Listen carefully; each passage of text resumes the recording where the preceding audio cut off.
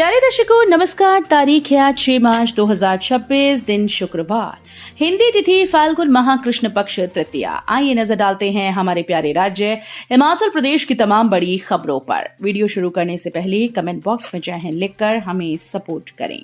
तो चलिए शुरू करते हैं। सीएम सुक्खू ने इस दिन बुलाई कैबिनेट मीटिंग, जानिए क्या बड़े फैसले लेगी सरकार।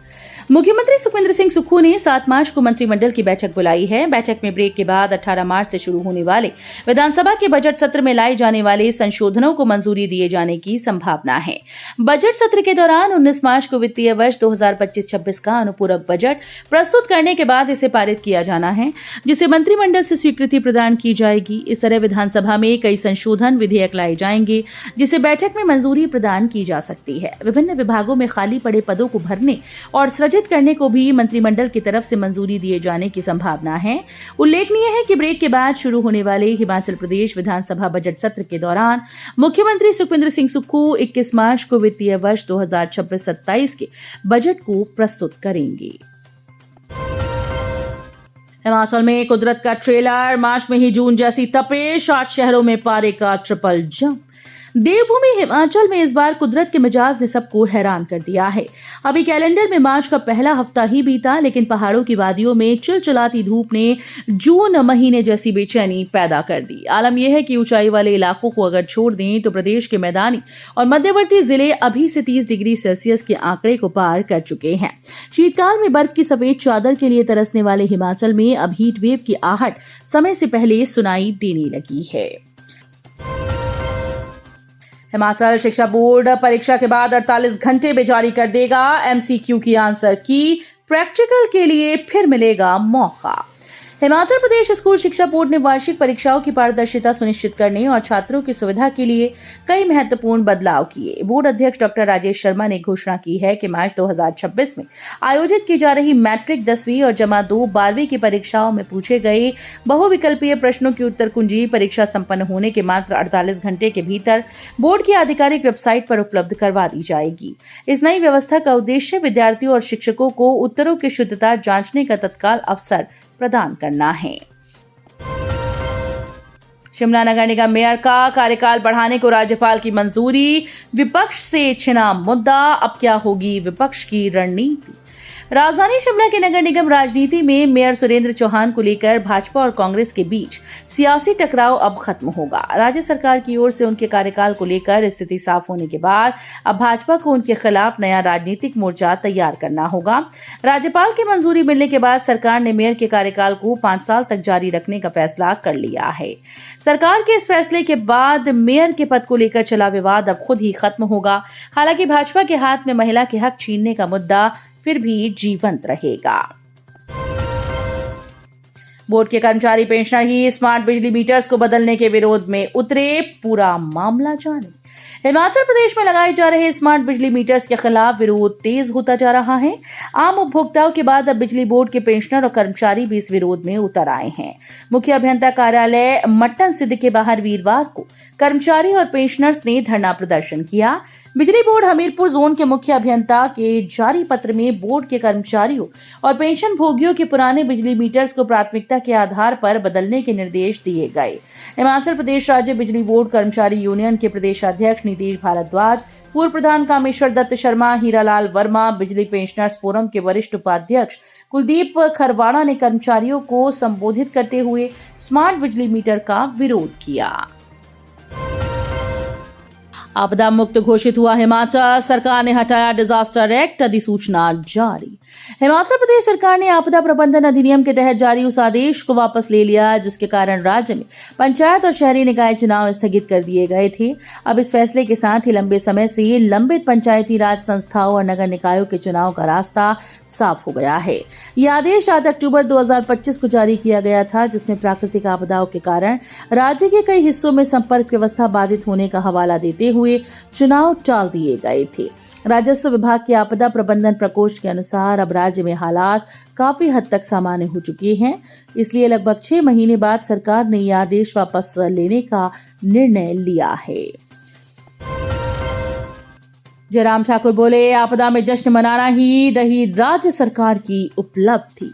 पूर्व मुख्यमंत्री और नेता विपक्ष जयराम ठाकुर ने प्रदेश सरकार की ओर से 6 महीने बाद आपदा एक्ट हटाए जाने के निर्णय पर सवाल खड़े करते हुए कांग्रेस सरकार को कटघरे में खड़ा किया। जयराम ठाकुर ने कहा कि आपदा में जश्न मनाना ही सरकार की उपलब्धि रही, जिस पर 10 करोड़ रुपए खर्चे गए, जबकि राहत कार्यों को अनदेखा किया गया। जहां सबसे ज्यादा नुकसान हुआ, वहां के लोगों के जख्मों पर नमक छिड़कने का काम इस असंवेदनशील सरकार ने किया है। जयराम ठाकुर ने कहा कि आपदा राहत के नाम पर अब तक कितनी राशि वास्तव में प्रभावितों पर खर्च की गई और धरातल पर उसका क्या असर दिखा। राज्य की वर्तमान स्थिति का हवाला देते हुए कहा कि आज भी प्रदेश के कई हिस्सों में हालात जस के तस बने हुए हैं। एचपीयू के सीडीओई ने जारी किया शेड्यूल। बीएड की 450 सीटों के लिए इस डेट से शुरू होगी काउंसलिंग। हिमाचल प्रदेश विश्वविद्यालय के centre for distance and online education ने बीएड कोर्स में प्रवेश के लिए काउंसलिंग शेड्यूल जारी कर दिया है। सत्र 2025-26 के जनवरी बैच के लिए बीएड में प्रवेश के लिए ऑफलाइन काउंसलिंग विश्वविद्यालय के सभागार में होगी। सीडीओई प्रबंधन की ओर से जारी शेड्यूल के अनुसार काउंसलिंग प्रक्रिया 10 से 13 मार्च तक चलेगी। शेड्यूल जारी करने के साथ ही सीडीओई ने प्रवेश संबंधित विभिन्न नियम व पात्रता शर्तों से संबंधित जानकारी भी जारी की है। ऐसे पढ़ेगा तो कैसे बढ़ेगा इंडिया। सिरमौर के स्कूल्स में अब तक नहीं पहुंची सरकारी किताबें, बच्चों की पढ़ाई प्रभावित।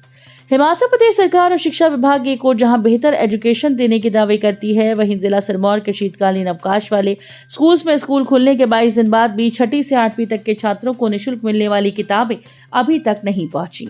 इसके चलते जहां एक ओर छात्रों की पढ़ाई बाधित हो रही है, वहीं सिलेबस शुरू न होने के चलते पढ़ाई में देरी हो रही है। बता दें कि केंद्र सरकार की नई शिक्षा नीति के तहत मंथली एग्जाम शुरू किए गए, जो हर महीने एनसीईआरटी की ओर से तय किए हुए सिलेबस के अनुसार छात्रों के एग्जाम लिए जाते हैं। शिमला के ईदगाह में भीषण आग। राजधानी शिमला के ईदगाह में गुरुवार शाम को आग लगने का मामला सामने आया। स्थानीय लोगों से प्राप्त जानकारी के अनुसार यहां पर 4 मकान आग की चपेट में आ गए, जिससे घर में रखा हुआ सारा सामान जलकर राख हो गया। चुनाव विधायक डॉक्टर हंसराज पर पॉक्सो मामले में आरोप तय। चंबा कोर्ट में 30 मार्च से शुरू होगा ट्रायल। चुनाव विधानसभा क्षेत्र के विधायक डॉक्टर हंसराज से जुड़े पॉक्सो मामले में गुरुवार को जिला और सत्र न्यायाधीश की अदालत ने विधायक पर आरोप तय कर दिए हैं। आरोप तय होते ही मामले में ट्रायल शुरू हो गया। अदालत ने अगली सुनवाई 30 मार्च निर्धारित की। इस दिन विधायक और पीड़िता को अदालत में उपस्थित होना होगा और सेशन जज के समक्ष कैमरे के समक्ष के पीड़िता के बयान दर्ज किए जाएंगे। मामले की शुरुआत 7 नवंबर को हुई थी, जब चुराह क्षेत्र की एक युवती ने फेसबुक लाइव के माध्यम से विधायक पर गंभीर आरोप लगाई थी।